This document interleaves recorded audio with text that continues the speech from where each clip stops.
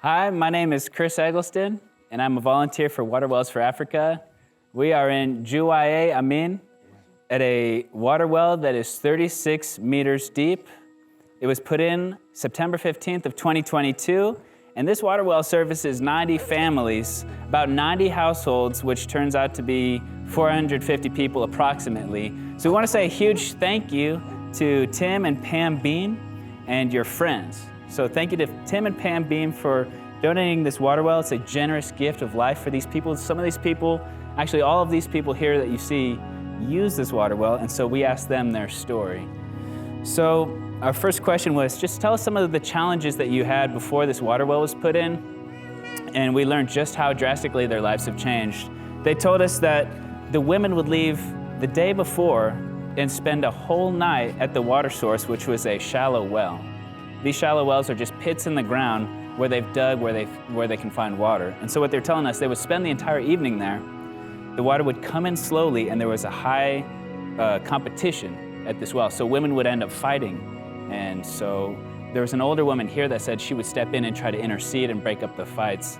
But to go down there and just to fight to have water it was a very sad situation. They're also telling us that they would run into wild dogs and hyenas and snakes on the road, and only men could farm. So during the day, the women would be either exhausted from getting water or gone, and so only men could do the farming, which made it much more difficult.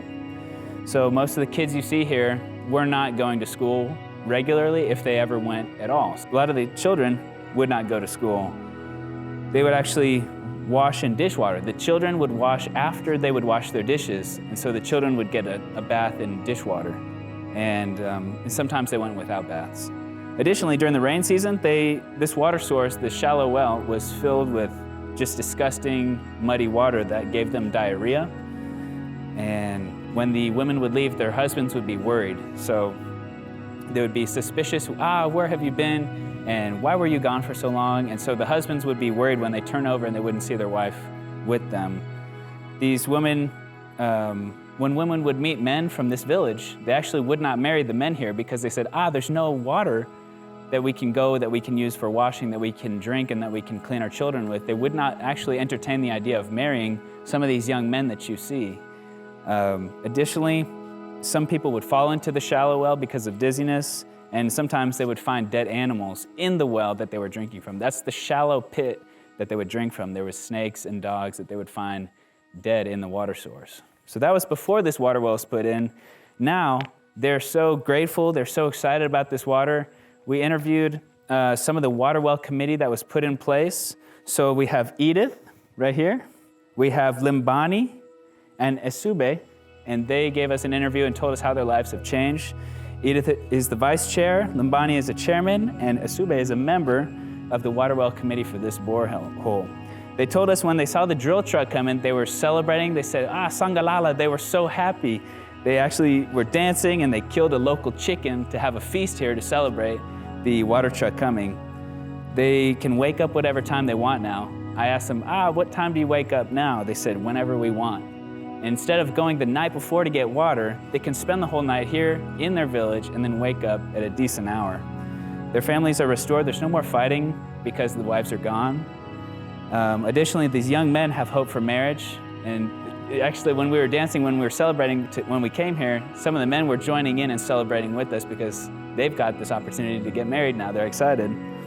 Their diarrhea is gone. The kids are going to school. These children are clean. They're able to go to school. And we asked them how often do they go. They can go just 5 days a week. They go regularly now. Their bath schedule is gone. So something that they would also do, the husband would bathe first, followed by the wife, and then the children, or something like that. They would schedule the bathing. Now, anybody can have a bath, just whenever they need to have a bath. So farming is easier now that the wives are home. And they're also starting village banking. Village banking is where they pool their money together and they take out loans. Say somebody wants to start a business or start a farm, they can take out a loan with interest, and they'll at the end of the year pay back interest into the community banking system. So they've started some extracurricular activities. We're seeing the farming looks like it's going well around here. They grow cassava, which is a root plant. So I asked them, what would you like to say to Tim and Pam Beam and their friends who donated the well? And Limbani said, may God bless you for this generous gift. Edith said, right here, Edith said, please continue to do this for others. We thank you, and our friends also need this water. And so we just want to encourage you, Tim and Pam Beam and friends, thank you so much for this generous gift of water. I'm hoping you can see how much their lives have changed. You can see from their complexion that they're just healthier, they're happier, and there's so much less strife in this community because of your gift of water. Thank you so much. From Juwai, Amin, we say Zukomo. Yeah, Zukomo. Yeah.